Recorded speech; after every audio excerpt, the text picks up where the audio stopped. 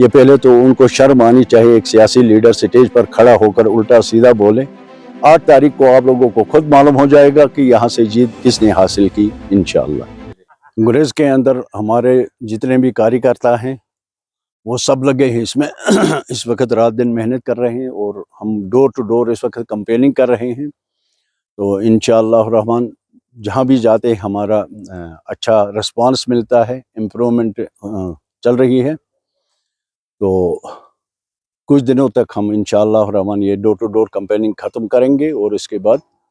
آگے شروع کریں گے دوسری طرح کے جتنے بھی کمپیننگ ہیں ہماری وہ شروع کر دیں گے۔ گریز کا میں یہ بتاؤں گا کہ گریز ابھی بھی ہم زیرو سے ہمیں شروع کرنا پڑے گا، کیونکہ گریز میں جو بیسک فیسلٹیز ہیں ہمیں یہاں کے خاص کر ونٹر کو ہمیں دیکھنا ہے۔ ونٹر میں ہماری جتنی بھی پرابلمز پیدا ہو جاتی ہیں جب سنو فال ہو جاتا ہے، ان چیزوں کو دیکھ کر ہمیں، بے شک ہم نے پچھلے 2-3 برسوں میں یہاں جہاز اویلیبل رکھا، کوئی پیشنٹ ہوتا ہے یا پیسنجرز وغیرہ جو بھی ہوتے ہیں ان کو ایواکویٹ کرتے ہیں ہم ٹائم پر، لیکن اسی سے ہمیں مسئلہ حل ہونے والا نہیں ہے۔ ہماری پریارٹی ہوگی یہاں پر ٹنل کی، اور انشاءاللہ الرحمن یہ میرا ایک مقصد بھی ہے اور ایک تمنا بھی ہے کہ جب تک ہمیں ٹنل نہیں ہو جاتا ہے تب تک ہم ایک طرح کے اس پنجرے میں بند ہیں۔ ٹنل ہونے کے بعد ہم باقی ورلڈ کے ساتھ بھی کنیکٹ ہو جائیں گے، اسٹیٹ کے ساتھ بھی کنیکٹ ہو جائیں گے، اور ہماری جتنی مشکلات ہیں وہ ختم ہو جائیں گے، کیونکہ ایک دن میں ہم بانڈی پورہ سے گریز تک کا جو ڈیسٹینیشن ہے یہ کچھ ہی گھنٹوں میں طے کر پائیں گے۔ یہ میری سب سے اولین پریارٹی ہوگی۔ گریز کے نوجوان جو ہیں ہمارے جو بے روزگار ہیں، دیکھیے گریز کے اندر ہمارا جو بھی لڑکا یا ہماری بیٹی جو بھی پڑھے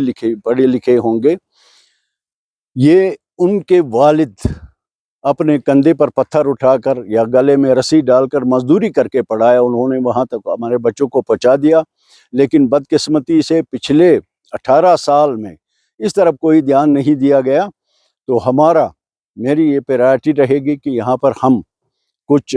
ڈائریکٹ ریکروٹمنٹ کروا دیں گے، کچھ بھرتیاں بھی کروا دیں گے، اور انشاءاللہ الرحمن یہاں کا جو ہمارا یہ بے روزگاری کا سسٹم ہے اس کو منیمائز کرنے کی ہماری کوشش ہوگی، اور زیادہ سے زیادہ ہمارے نوجوان لڑکوں کا، ہماری بیٹیوں کا، لڑکیوں کا ان کو ہم ایڈجسٹ کرنے کی کوشش کریں گے۔ اور یقیناً میں یہ پبلک کو، یہاں کے عوام کو کہنا چاہتا ہوں کہ یہ ہماری پریارٹی میں شامل ہے، اور انشاءاللہ الرحمن یہ کر کے ہم دکھائیں گے۔ یہ جو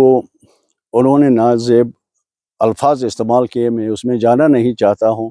یہ پہلے تو ان کو شرم آنی چاہیے، ایک سیاسی لیڈر سٹیج پر کھڑا ہو کر الٹا سیدھا بولے، تو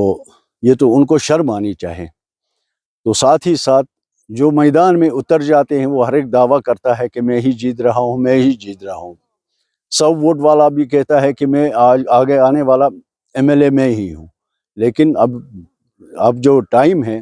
اب جو دن ہیں وہ ختم ہو رہے ہیں، تھوڑا ہی ٹائم رہا۔ 8 تاریخ کو آپ لوگوں کو خود معلوم ہو جائے گا کہ یہاں سے جیت کس نے حاصل کی انشاءاللہ۔